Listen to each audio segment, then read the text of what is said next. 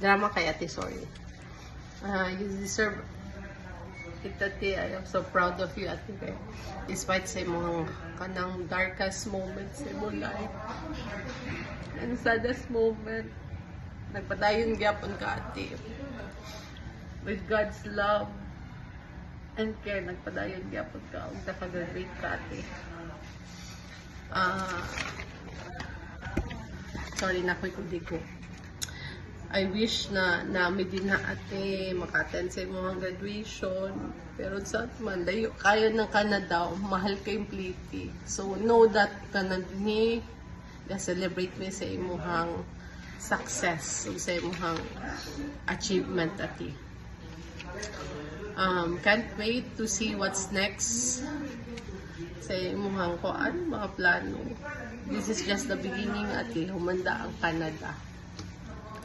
Congratulations, and you deserve it. I love you, Ate, and I miss you.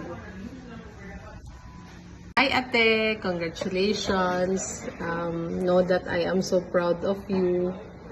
I am happy knowing na you have reached a huge milestone. Imagine na, Ate, graduate ka og Canada. Canada, Ate.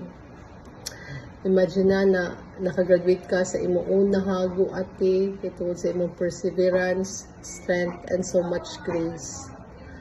Nakagraduate ka, Ate, na wala nimo bayaring imong teacher, wala nimo gipalit ang test paper, o wala ka namalit sa unsay baligya sa imong teacher, Ate. Nakagraduate ka kay tungod kay sa imong hago.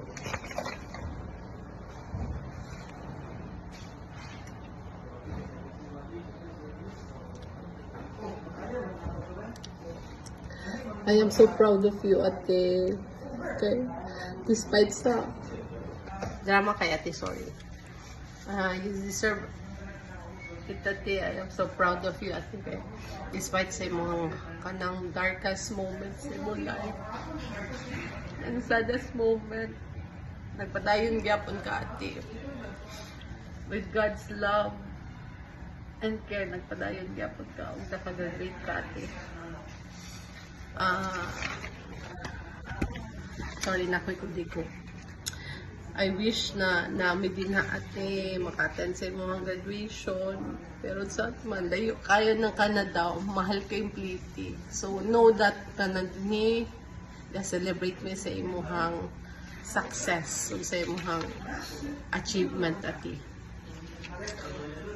Can't wait to see what's next sa imuhang koan, mga plano. This is just the beginning, Ate. Humanda ang Canada. Congratulations, and you deserve it. I love you, Ate, and I miss you.